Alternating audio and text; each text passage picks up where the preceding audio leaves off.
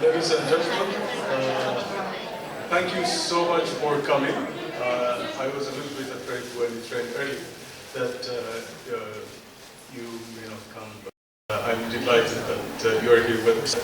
Professor Pankhurst and Rita, and you have to turn around and see the people in the standing room. All this is for you and for all that you have done, all that you have worked on, and all the things that you have written. All these people are here to thank you, to say thank you, and to buy your book and get your artifact. So you should be happy.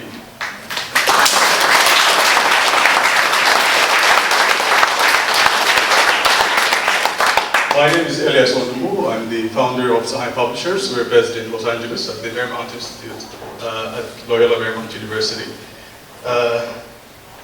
So on behalf of Sahai Publishers, the Marymount Institute Press, the Anglo-Ethiopian Society, University of London Center for African Studies at SOAS, and Loyola Marymount University, and colleagues who have worked tirelessly to bring us all together, I extend my warm and heartfelt welcome. It will be too naive to try to introduce Rita and Richard without taking the entire 2 hours, especially to this particular audience. And I better not say much, as I won't be able to do justice to it, and of course that we want to hear from them, and I will leave much of the time for them to be able to tell us that, and also for you to buy the books and read it. It was in late 1991 that I met Professor Pankhurst in person. Of course, before that I knew his writings, and my father had some of his books at home, so I was familiar with his work.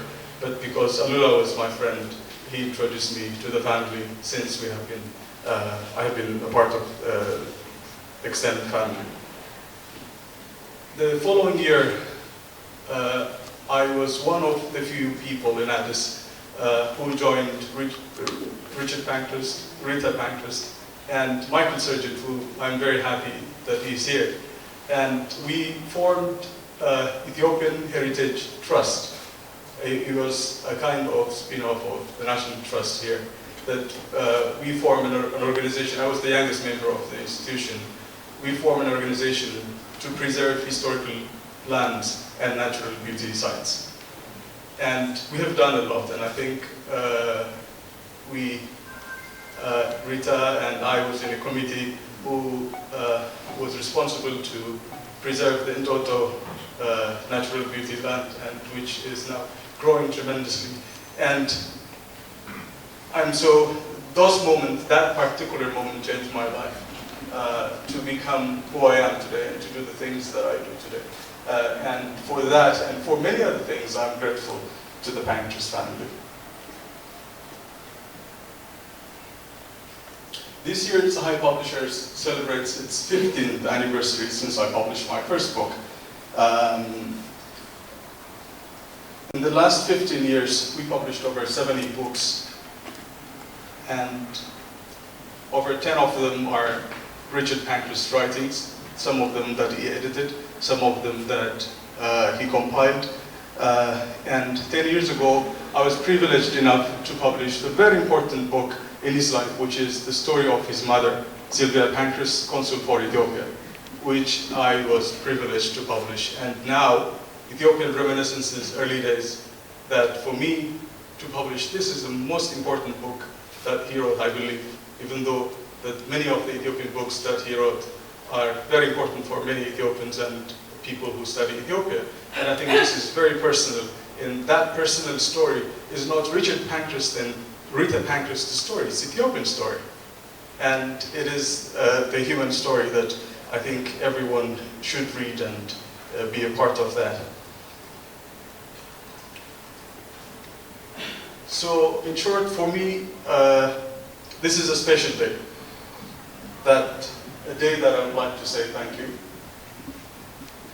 Thank you for your, I want to say thank you for your inspiration. Thank you for your mentorship. Thank you for your support, and most of all, thank you for your friendship. Without Sylvia, there would not have been Richard.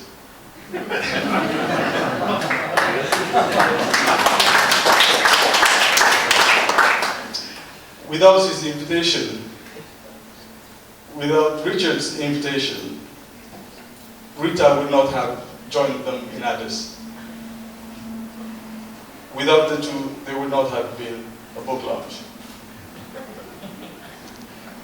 I do want to say Alula, Helen, or their grandchildren. So we are eternally grateful to Sylvia and the Pankhurst family who continued the legacy of serving humanity through their work, especially their love and commitment to Ethiopia.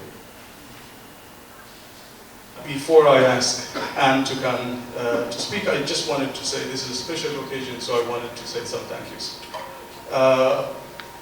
Again, I would like to thank you, Anne Parson, Leila Ingrams,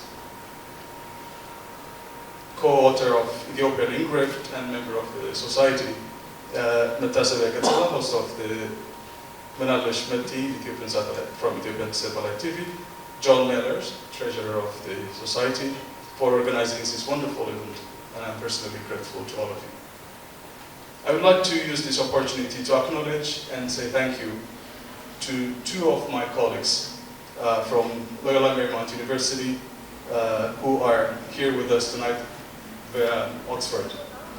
Professor James Frederick, Professor of Theological Studies and Editorial Board member of the Marymount Institute Press and the Ethiopian Journal of Religious Studies. And Professor Teresia Dubrom, Professor of English, Director of the Marymount Institute for Faith, Culture and the Arts, and Editor of the Marymount Institute Press. She is one of the two people that I know who embodied the life of Sylvia Pankhurst, living her commitment and creating an environment for others to thrive so that they can impact the world positively. We're grateful for who you are and what you do. Thank you again. I would also like to say thank you to friends and colleagues who made the logistics of this evening seamlessly functional. And Yemotish Alamayo, Sosin Nasafa, Salomon Kabeda, Bakalamano, Teotros Teshome, and thank you all.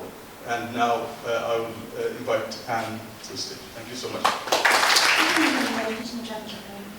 I am delighted that the Anglo-Ethiopian Society, the Centre of African Studies, and Sahai Publishers are jointly hosting this book launch for Richard and Rita's autobiography, Ethiopian Reminiscences. The Centre of African Studies at SOAS is the largest centre of expertise on Africa outside Africa. It was founded in 1965 at SOAS and since 1991 has assumed formal responsibility for coordinating, stimulating and promoting interdisciplinary study, research and discussion on Africa within the University of London. The Anglo-Ethiopian Society, of which I'm currently secretary, is actually even older, holding its first meeting in 1948. It was formed as a non-political offshoot of the Abyssinia Association, which was one of the many groups set up in the 1930s to support Ethiopia at the time of the Italian fascist invasion. The Pankhurst family connection goes all the way back to the Abyssinia Association, as Richard's mother, Sylvia, wrote a number of tracts on Ethiopia that were published by the association. And of course, she was very active during this time. We at the Anglo-Ethiopian Society are very pleased that the society has recently been formally registered as a charity, and our object is to advance public education and knowledge concerning Ethiopia. We are very fortunate to have been a partner of the Centre of African Studies for a number of years, and so are able to hold our lectures and meetings here at SERAS. We welcome members and non-members alike, and you're all most welcome to attend any of our events if you should so wish. And we do have publicity material which is free for you at the far table. Richard and Rita have been long-time members of the Anglo-Ethiopian Society and have provided considerable support for our activities over the years, both from afar when they are domiciled in Addis and on their summer vacations here, have been in constant contact with members over the years. Of course, their involvement with all matters Ethiopian is well known and extremely multifaceted, and I'm sure other people will touch on this better than I can tonight. But I particularly would like to acknowledge the time, patience, encouragement and support they have given to other people, and especially to novices like myself, embarking on study and research. The advice they have given and the knowledge that they have shared with others has proved invaluable.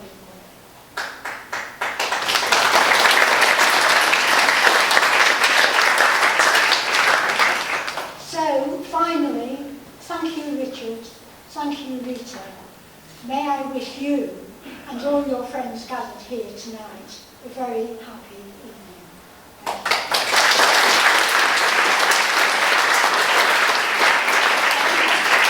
Christopher, next, Professor Christopher Tunkel. Thank you very much indeed. It is this month exactly 49.5 years since I first met Rita and Richard, when I was precisely one of those very young, inexperienced research students whom we've just heard about, and Richard kindly came and met me at Bowley Airport when I came out to do field work. And sneaking a glance around this room, I suspect there are probably quite a few of us here who have known them even longer than I have. But even at that time, Rita was the university librarian, Richard was the director of the Institute of Ethiopian Studies, and even then their association with Ethiopia went back for nearly 30 years. So it is an absolutely wonderful life to be able to tell us about, and it is absolutely characteristic that they should do it together. I remember one occasion in Mekelle when Richard induced no less a person than the Abuna of Tigray to instruct the manager of, it must have been, I think, the Ras Hotel, that since under Ethiopian canon law, married couples counted as a single person, they should only be charged the single person's rate at the hotel, rather than a dual person's rate. And what goes for A hotel in Mekelle goes every bit as much for writing a book. But this is not the occasion for me to reminisce about them. It is an occasion for them to reminisce about themselves, and so I shall hand the microphone straight over to both of them.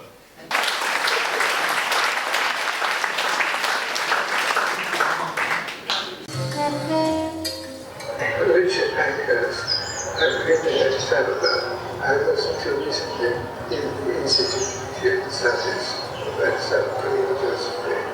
But that was the extent of my knowledge. So we came together.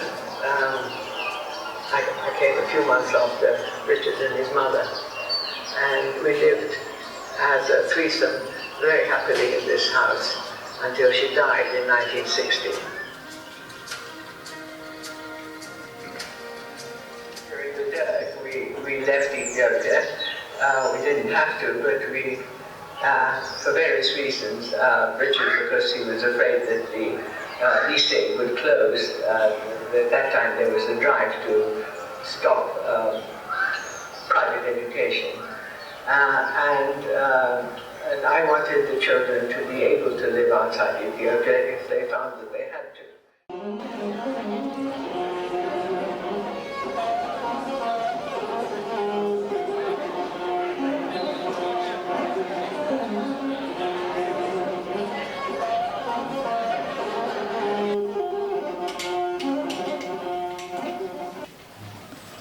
Lena, who is sitting behind me, says, "Where's Anbasit?" Anbasit means little lioness, and our dog was named by Afro and Turkey. I'm not sure that what I have to say you haven't already seen out here, but I'd like to thank you for producing this memo of so many bits of our life. Thank you. And also fitting it in so nicely. Instead of two presentations, we will have only one. This mirrors the fact that we wrote a joint autobiography, but it also is a pragmatic reflection of the fact that Richard's voice is no longer easily audible. It is also a way of sparing you the boredom of two presentations. As the supermarkets might put it, we're giving you two for the price of one. Let us start by offering grateful thanks to our patient and supportive editor, Elias William. Leaving aside the warm-hearted and tolerant way he has gone along with us, from enthusiastically agreeing to publish our book to today's launch. He has founded and continues to lead Sahai Publishers, a notable publishing enterprise that can be expected to play an increasingly important role in shedding light on Ethiopian history, life and letters, both at home and abroad. He has shown that Ethiopia is an integral part of Africa, and the literary and political world beyond the continent is taking note. Today's launch would not have happened without the cooperation of the Anglo-Ethiopian Society, personified by Jean Broadway, Chair, Anne Parsons, Secretary, and John Mellows. I don't know where they're hiding. You already heard about the Society and the very useful work it has been doing. Before I finish with the three of them, I'd like to say that we owe to their unflappable efficiency, we owe a great deal. They seem to have vanished. We thank the Center of African Studies at SOAS, London University, for very kindly supporting this launch and the use of the very nice suite. To Leila Ingrams, we are grateful for help behind the scenes and for drawing attention to aspects of today's event which we might otherwise have overlooked. Finally, we would like to record our appreciation to the Ethiopian ambassador in London, His Excellency Ato Barhano Kebede, for not only honoring us with his presence tonight, I think, but also for providing a welcome gift of 2 crates of Ethiopian beer.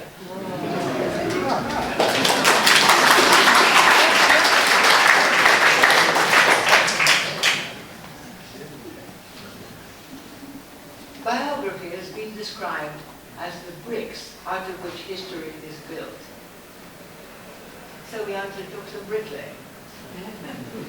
But as soon as we started, we were confronted by the task of identifying individual bricks, memories of past events and people, obscured under layers of more recent happenings.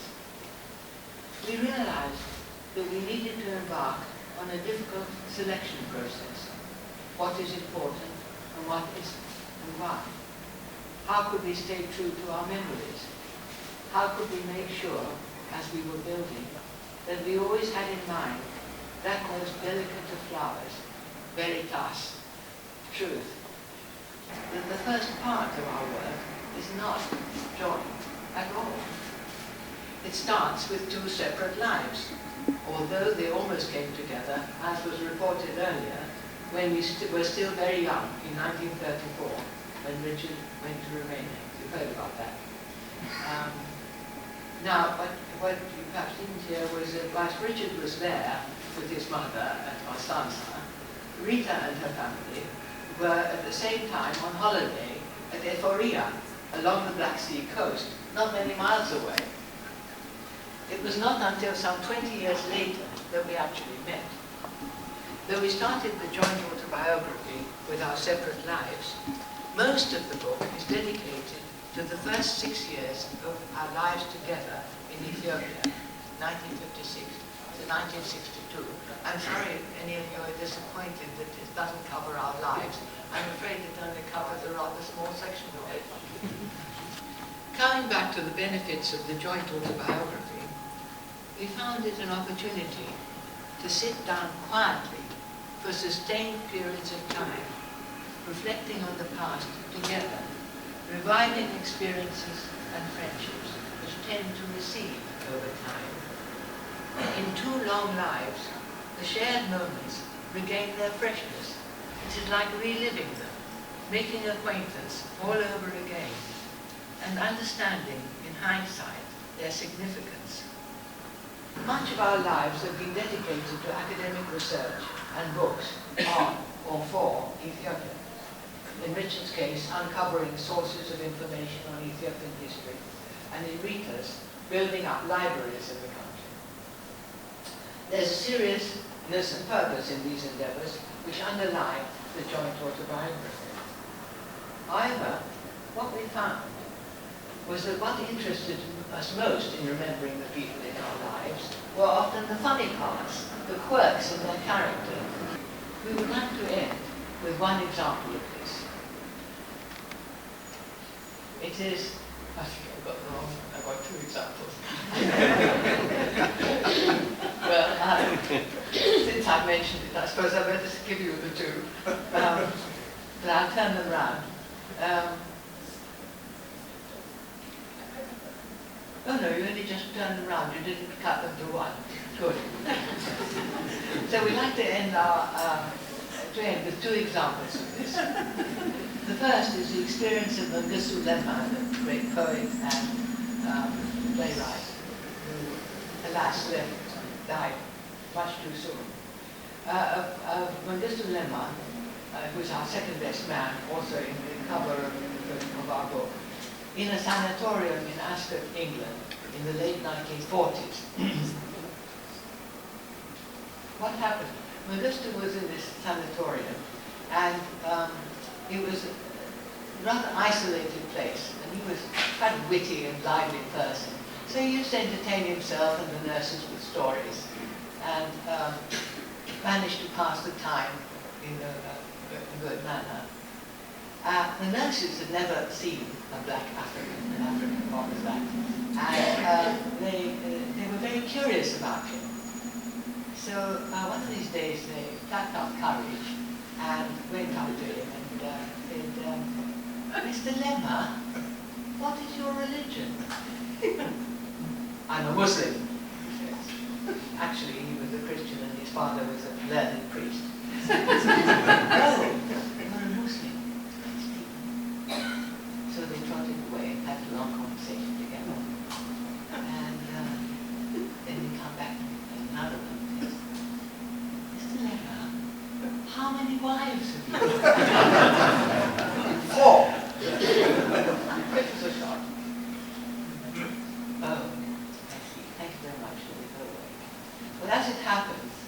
not so long after this, 4 girl students visited him.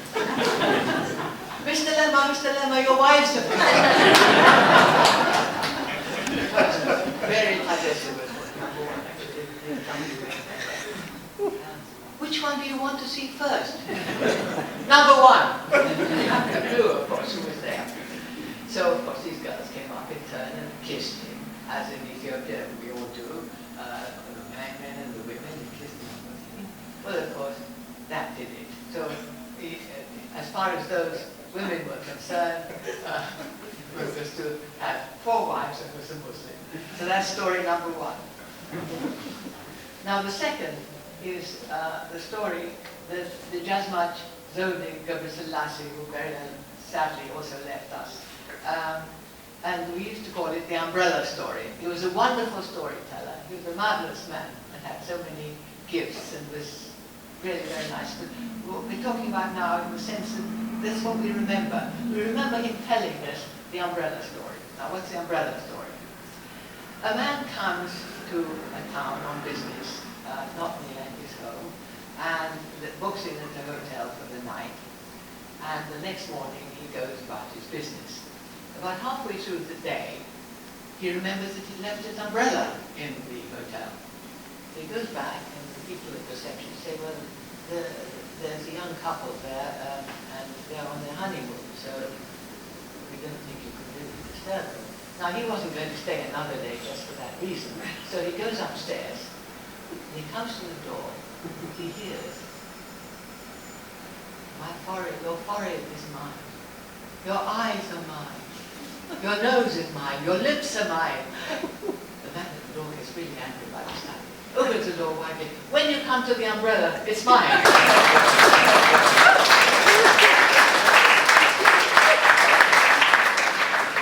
Really extraordinary.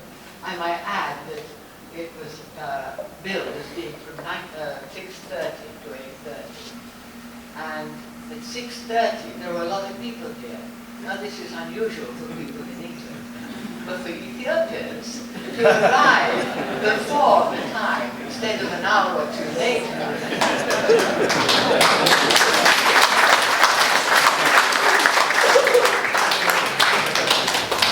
we hope you will enjoy the book and laugh reading it the way we did, as we did writing it. Please email us with additional stories. They might yet make it into the many subsequent volumes of the Ethiopia Reminiscences, which we hope to write and Elias hopes to print.